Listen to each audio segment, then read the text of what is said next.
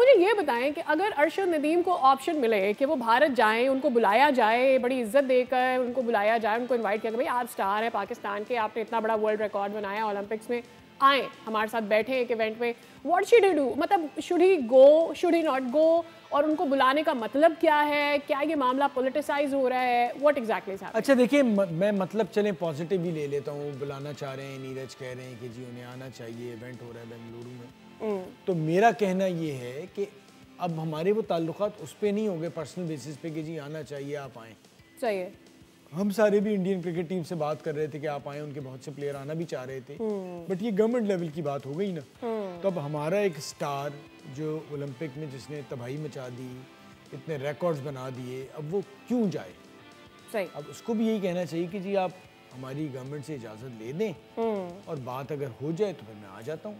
और मेरे ख्याल से देखिए इस तरह से ना मामलात होते नहीं हैं, एक तरफा नहीं होगा चीज़ कि आप जो बड़ा आदमी है तो उसको आप बुला लें और उसके बाद छोटे खेलों में या क्रिकेट में आप दूसरा रवैया रखें और इंडिया से कोई भी ना आए।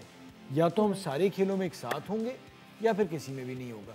सही। तो मेरी दिली ख्वाहिश है कि अल्लाह करे दोबारा सब कुछ शुरू हो, इंडिया इधर आए, पाकिस्तान इधर आए, ये सारे लोग आए जाएं, लेकिन क्योंकि बीसीसीआई ने जिस तरह का रवैया रखा उसके बेसिस पे जो चेयरमैन क्रिकेट बोर्ड हमारे मोहसिन नकवी साहब, उन्होंने खवातीन क्रिकेट टीम के हवाले से भी कहा है कि जी ये तो एग्रीमेंट है, हम तो नहीं जाएंगे। लेकिन क्रिकेट के अलावा भी आई मीन जितनी भी स्पोर्ट्स में वहाँ पर मेरे ख्याल में पार्टिसिपेट बहुत जाती हुई है, बहुत सी टीमों के साथ आखिरी वक्त में वीजे नहीं दिए गए। तो ये रवैये पे एक बार तय हो जाए तो अच्छा लगेगा कि जी अरशद भी जाएं, सारे जाएं, हम भी जाएं, आप भी जाएं और वो भी आएँ। इस तरह से ये बड़ी नॉर्मल सी बात हो गई है फवाद भाई कि हर आईपीएल पर, तकरीबन हर आईपीएल पर फिक्सिंग की बात हो रही होती है, कभी किसी टीम की बात हो जाती है, कभी किसी टीम की बात हो जाती है। Why is that happening? मतलब क्या कोई जानबूझ के इस लीग के खिलाफ ये बात कर रहा होता है या there are some other reasons? Because one way or the other, कभी कोई फिक्सिंग की, कभी कोई बेटिंग की, कभी कोई इस तरह का मामला, कभी कोई मनी लॉन्ड्रिंग, ये सारी चीज़ें उसमें आ रही होती हैं। I mean, अभी मैं आई थिंक राजस्थान रॉयल्स वाला मामला एक आया है, इससे पहले पिछले साल भी एक इस तरह का आईपीएल में फिक्सिंग वाला मामला हुआ था।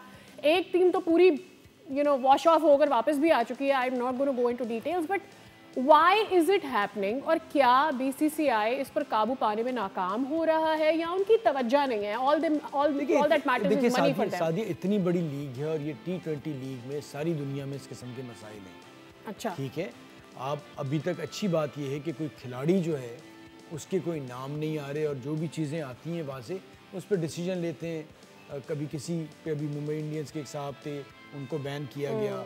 इसी तरह जैसे ही उन्हें पता चल रहा है उसको रोक रहे हैं। पर जहाँ तक T20 और लीग क्रिकेट का ताल्लुक है, एक रियलिटी है कि इसमें स्पॉट फिक्सिंग और इन सारी चीज़ों से बचा नहीं जा सकता। अब कोशिश यही करनी है कि जितना ज़्यादा सदा आप इसको पकड़ें और लोगों को सज़ा दें। सब्सक्राइब करें और बेल दबाएं ताकि कोई खबर रह न जाए।